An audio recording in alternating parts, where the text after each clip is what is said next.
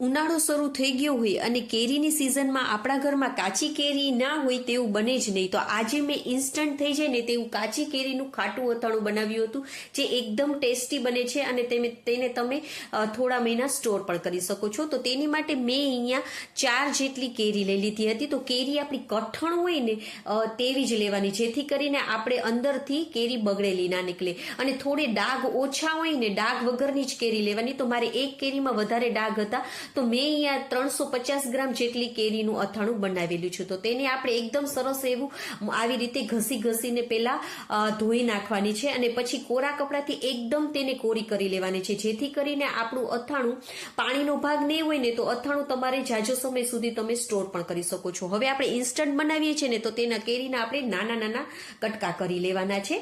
તો એકદમ નાના કટકા કરી લેશું. તો આવી રીતે આપણે બધા કટકા કરી લેવાના છે. હવે તેમાં નાખવાનો આપણે મસાલો કરી લેશું. તેની માટે મેં અહીંયા 2 મોટી ચમચી ભરીને રાઈના કુરિયા, 1 મોટી ચમચી ભરીને ધાણાના કુરિયા લીધા છે, 1 મોટી ચમચી ભરીને વરિયાળી અને અડધી ચમચી ભરીને કાળા મરી લઈ લીધા છે. હવે ગેસની ફ્લેમને એકદમ ધીમી રાખી અને તેને થોડી વાર માટે શેકવાના છે. આપણે વધારે નહીં શેકીએ, કારણ કે રાઈના મેથીને કુરિયા નકર બળી જશે. અને કન્ટિન્યુઅસલી આવી રીતે ચલાવતા રહીશું. તો 2 થી 3 જ મિનિટ આપણે તેને શેકી લેશું. હવે શેકાઈ જાય ને એટલે આપણે તેને બીજી ડીશમાં ઠારવા માટે રાખી દઈશું. હવે આપણે અહીંયા 4 મોટી ચમચી ભરીને તેલને ગરમ કરવાનું છે. ધુમાડા નીકળી જાય ને તેટલું આપણે તેલને અહીંયા ગરમ કરવાનું છે. તો જુઓ, એકદમ ધુમાડા નીકળી જાય ને તેવું તેલ ગરમ કરવાનું છે. હવે તેને થોડું આપણે ઠંડુ પાડવા માટે રાખી દેવાનું છે. ત્યાં સુધીમાં આપણા મસાલા પણ ઠંડા થઈ ગયા છે. તો આપણે તેને એક મિક્સર જારમાં લઈ લેશું અને તેને આપણે દરદરા પીસી લેશું. દરદરા પીસવાના છે, ફાઇન પાવડર નથી બનાવવાનો. તો જો આવું આપણે દરદરું પીસી લેવાનું છે. હવે જેમાં પણ તમારે કેરીને મસાલા મિક્સ કરવાનો હોય ને તે બાઉલમાં આપણે તેને મસાલાને લઈ લેવાનું છે. અને હવે તેમાં આપણે 1.5 ચમચી જેટલું મીઠું નાખવાનું છે. મીઠું આપણે વધારે પ્રમાણમાં જોઈએ છે, જેથી કરીને આપણા આ કેરીનું અથાણું બગડતું નથી જાજો સમય. અને 1 ચમચી જેટલી હળદર નાખી દેવાની છે. બેયને મિક્સ કરી લેવાનું છે. તમે પીસવામાં પણ આ બંને વસ્તુ નાખી શકો છો. હવે આપણે વચમાં ખાડો કરી લેવાનો છે અને તેમાં અડધી ચમચી જેટલી આપણે હિંગ નાખી દેશું. ત્યાં સુધીમાં આપણું તેલ પણ થોડું ઠંડુ થઈ ગયું છે. તો તેલને આપણે હિંગ ઉપર પહેલા આવી રીતે નાખશું, જેથી કરીને તેનો ટેસ્ટ અને તેની સુગંધ બહુ સરસ આવશે. હવે તેને આપણે ફટાફટ બધું મિક્સ કરી લેવાનું છે અને તરત જ આપણે તેને ઢાંકી દેવાનું છે, જેથી કરીને આપણે આ મસાલાની સુગંધ છે ને તે બહાર ના જાય અને એમનેમ રહે. હવે એકદમ ઠંડુ થઈ જાય ને એટલે આપણે 2 મોટી ચમચી ભરીને કાશ્મીરી લાલ મરચું નાખી દઈશું. આ કાશ્મીરી લાલ મરચું તીખું નથી આવતું, પણ તેનાથી તેનો કલર બહુ સરસ આવે છે.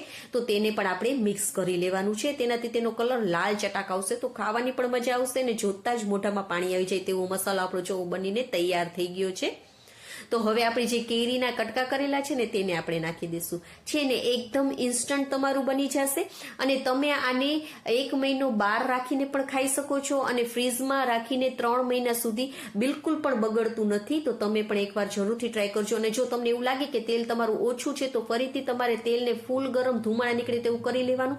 એકદમ ઠંડુ કરી લેવાનું ને પછી આમાં નાખવાનું, કારણ કે જો તમે ગરમ નાખશો ને તો તમારા મસાલા બળી જશે અને આ કેરીનો તમારે કાળી જેવી થઈ જશે માટે, અને ટેસ્ટ પણ સરસ નહીં આવે. તો જો આપણું ઇન્સ્ટન્ટ કાચી કેરીનું અથાણું તૈયાર થઈ ગયું છે અને આપણા ગુજરાતીઓના ઘરમાં સવારના નાસ્તામાં મળી જાય થેપલા, ભાખરી કે રોટલી સાથે તો ખાવાની ખૂબ જ મજા આવે છે.